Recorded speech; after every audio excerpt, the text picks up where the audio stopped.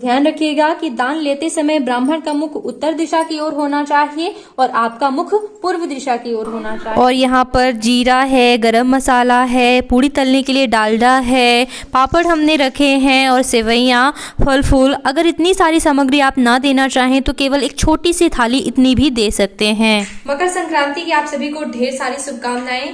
ओम नमः शिवाय। जय माता रानी भाइयों और बहनों, मैं हूं प्रियंका तिवारी। मेरे चैनल में आप सभी का बहुत बहुत स्वागत है।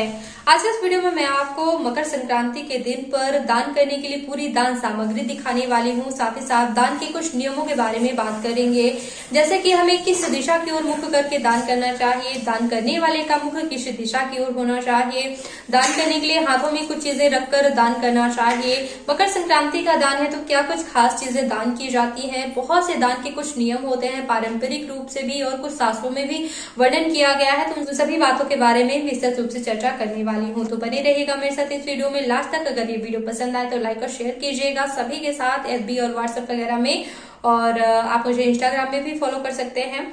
चलिए वीडियो शुरू करते हैं। यहाँ पर मैंने मकर संक्रांति का मुख्य दान रखा हुआ है जो कि होता है खिचड़ी। जैसा कि मैं मध्य प्रदेश में रहती हूँ तो यहाँ पर मकर संक्रांति के त्योहार को खिचरहाई यानी कि खिचड़ी के त्योहार के नाम से जानते हैं। तो हम लोग यहाँ पर जो है मकर संक्रांति के दिन पर भोजन में खिचड़ी बनाते भी हैं, यानी कि विशेष तौर पर भोजन में खिचड़ी अवश्य खाई जाती है और खिचड़ी दान भी की जाती है। तो खिचड़ी दान करने के लिए हमने यहाँ पर चावल रखे हुए हैं और इसी में मिलाने के लिए हमने मूंग की दाल रखी हुई है। मकर संक्रांति में खिचड़ी के रूप में दान करने के लिए जो है मूंग की दाल का भी विशेष महत्व होता है। ये मूंग की दाल हम चावल में मिला करके दान करेंगे, पूरी तरह से मूंग की दाल मिला देंगे। और ये नमक हम खिचड़ी में मिलाएंगे नहीं, लेकिन नमक हमने खिचड़ी के हिसाब का ही रखा हुआ है। ऐसी मान्यता है जैसे कि जो भी हम दान करते हैं, चाहे हम दाल दान करें या फिर हम सब्जियां दान करते हैं, तो नमक हमें उतना ही दान करना चाहिए जितना कि दाल या सब्जी में हमें लगता है। ऐसा मैंने जो है पारंपरिक रूप से बुजुर्गों से सुना हुआ है कि दान जो है नमक का हिसाब से करना चाहिए, तो इस बात का भी आप ध्यान रखेंगे। तो इस तरह से कुछ विशेष नियमों का ध्यान रखना होता है दान करने के लिए। जैसे कि मैंने यहाँ पर चावल रखे हुए हैं तो यहाँ पे मैंने पोटली जो है बांध के रखी हुई है। तो इस बात का आप विशेष तौर पर ध्यान रखिएगा कि कभी भी दान करते समय जो है हमें कोई भी पोटली बांध करके बिल्कुल भी नहीं देनी है। जैसा कि हम दान तो पॉलीथीन में ही करेंगे, क्योंकि जैसे कि हम मंदिर में पहुंचाते हैं या फिर पंडित जी को ही दान करते हैं तो उनको ले जाने में सहूलियत नहीं होती, तो हम जो है कोई भी झोला वगैरह दे सकते हैं। लेकिन ध्यान रखिएगा कि कभी भी पॉलीथीन या जो भी झोला वगैरह आप देते हैं वो कभी भी इस तरह से बांध करके बिल्कुल नहीं देना है। आपको जो है खुले तौर पर इस तरह से जो है दान खोल करके ही देना है। आप सारी चीजें जो है अलग अलग पॉलीथीन में रख सकते हैं, लेकिन पॉलीथीन को बांधिएगा बिल्कुल नहीं। इसके अलावा मैंने कई और सामग्रियां भी रखी हुई हैं, तो ये जो है आपकी इच्छा पर निर्भर करता है आप दान देना चाहते हैं इन सभी सामग्रियों का या नहीं। लेकिन मुख्य तौर पर जो है खिचड़ी दान करी ही जाती है, ये विशेष है, ठीक है। इसके अलावा जो है जैसा कि मैंने पिछले वीडियो में आपको बताया था कि तिल दान करने का बहुत ज्यादा महत्व होता है, और एक विशेष उपाय के बारे में मैंने बताया था कि मकर संक्रांति के दिन तिल से भरा ताम्र पात्र दान करने से 7 जन्मों तक गरीबी नहीं आती है। ये बहुत ही खास उपाय है, बहुत ही ज्यादा प्रभावशाली उपाय है, आपकी सभी मनोकामनाएं पूरी हो सकती हैं। तो इसलिए जो है जरूरी नहीं आपके पास बजट नहीं है, सामर्थ्य नहीं है तो बड़ा लोटा आप मत दान कीजिए। जैसे मैंने यहाँ पे छोटा सा ताम्रपात्र लिया हुआ है, इस तरह से ये आचमन करने के लिए उपयोग में आता है, तो ऐसा भी आप ताम्रपात्र ले सकते हैं। हमें जो है तांबे के बर्तन से मतलब है, तो तांबे का आप ऐसा जो है छोटा सा पात्र ले सकते हैं या फिर तांबे का छोटा सा लोटा आप ले सकते हैं, और उसमें जो है फुल काली तिल भर करके और ब्राह्मण को दान करना चाहिए। ऐसा दान जो है मतलब बहुत ज्यादा प्रभावशाली और बहुत जल्दी लाभ प्रदान करने वाला। जैसे कि मैंने पुराणों का कथन बताया कि 7 जन्मों तक गरीबी नहीं आती है, तो इसका दान अवश्य करना चाहिए। अब आगे चीजें जो हमने रखी हुई हैं उसको भी हम बता देते हैं। ये हमने कुसा जो है दान की विधि के लिए रखा हुआ है, तो हम दान करने की विधि भी आपको बताएंगे, कैसे संकल्प लेते हैं, किस दिशा में मुख करके जो है दान करना चाहिए, तो इस बारे में भी मैं चर्चा करूंगी। सबसे पहले कुछ और सामग्रियां आप देख लीजिए। जैसा कि ठंडी का सीजन है तो नहीं सामर्थ्य है स्वेटर देने का, कंबल देने का, तो कम से कम आप मोजे दान कर सकते हैं। तो इतना तो किया ही जा सकता है। मोजे आपको जरूर दान करने चाहिए और मुझे विश्वास है निश्चित ही ये मोजे जो है उपयोग में आने वाले हैं। ठंडी में हर कोई उपयोग करता है, तो आपके दान का महत्व कई गुना बढ़ जाता है अगर कोई आपकी दान की हुई वस्तु का उपयोग कर लेता है। तो इस वस्तु को ध्यान में रखिएगा, जरूर दान कीजिएगा।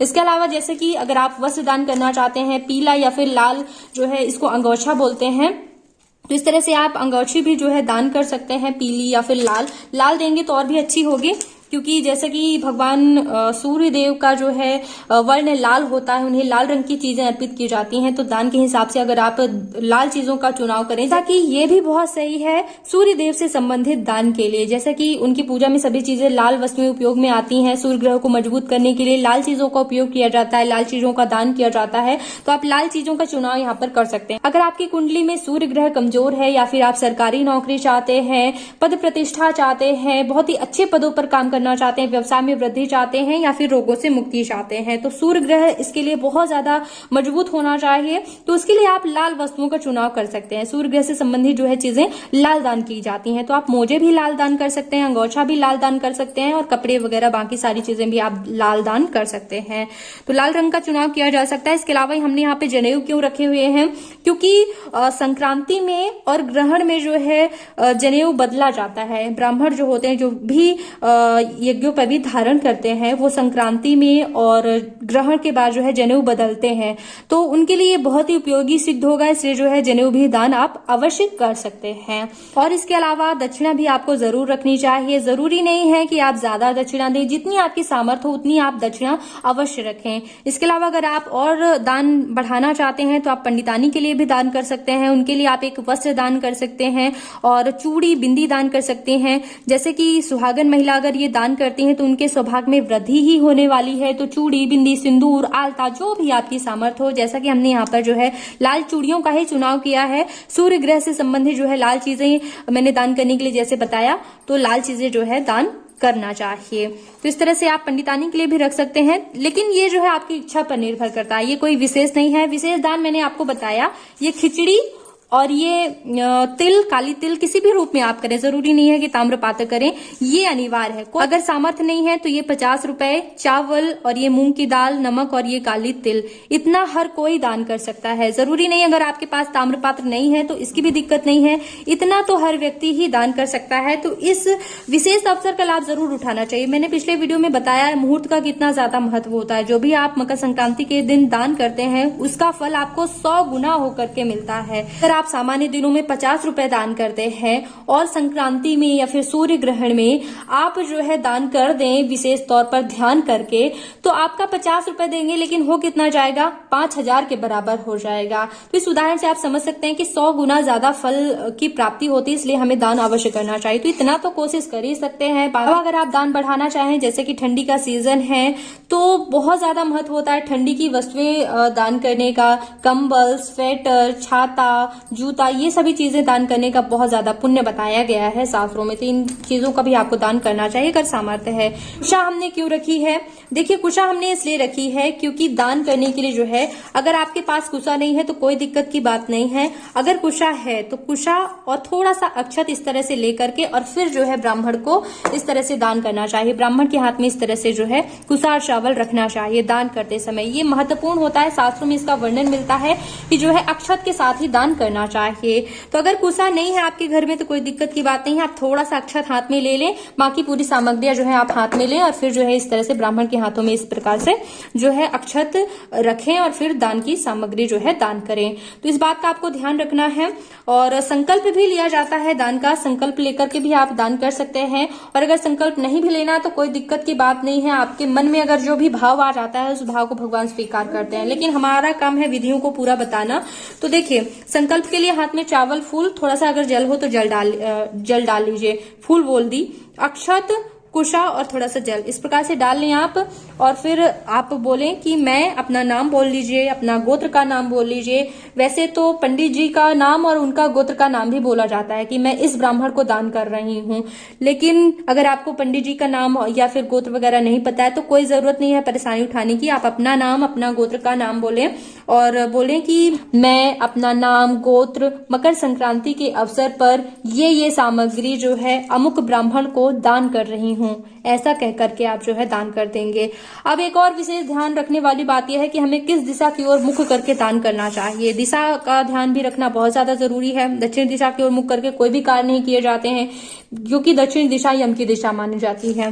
तो दान करने के लिए दिशाओं का विशेष रूप से ध्यान करिएगा। जो ब्राह्मण होते हैं तो ब्राह्मण का मुख उत्तर दिशा की ओर होना चाहिए और आपका मुख पूर्व दिशा की ओर होना चाहिए। इस प्रकार से ब्राह्मण इस प्रकार से खड़े होंगे। मान लीजिए ये मुख है, तो इस तरह से आप यहाँ पे खड़े होंगे और ब्राह्मण इस प्रकार से, ये इधर उत्तर की दिशा और इधर पूर्व की दिशा, तो इस तरह से आप लोग खड़े होंगे मुख करके। तो इस तरह से आपको जो है दान करना है उनको।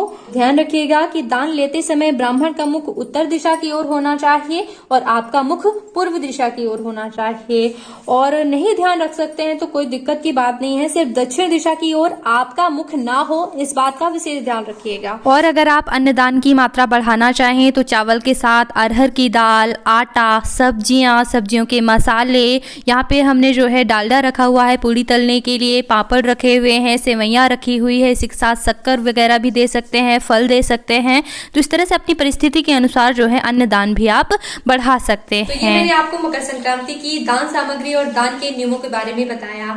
इसके अलावा जैसे कि मकर संक्रांति के दिन पर सूर्य देवता की विधिवत पूजा की जाती है, तो उसका अलग से वीडियो है, तो आप मेरे चैनल पे आके जरूर देख लीजिएगा और एक बार चैनल पे जरूर आइएगा। बहुत महत्वपूर्ण वीडियोस देखती रहती हूँ। अगर आप व्रत इत्यादि करते हैं तो सभी पूर्णिमा, प्रदोष, एकादशी और व्रत केवल भूखे रहने को ही नहीं कहते हैं, तो कुछ नियम भी होते हैं व्रत के, तो उनके भी अलग वीडियो हैं। गुरुवार व्रत के कई वीडियो हैं, सबकी अलग प्लेलिस्ट बनी हुई है, तो एक बार चैनल पे जरूर आइएगा। आप मुझे इंस्टाग्राम में भी फॉलो कर सकते हैं, वहां पे भी कोशिश करूंगी अगर आप सभी के कोई प्रश्न है तो जवाब दे सकूं। चैनल को सब्सक्राइब नहीं किया है तो सब्सक्राइब कर लीजिएगा, बेल आइकन पर प्रेस कर लेंगे तो आगे आने वाली वीडियो के नोटिफिकेशन आपको मिलते रहेंगे। तो वीडियो देखने के लिए बहुत बहुत धन्यवाद। ओम नमः शिवाय।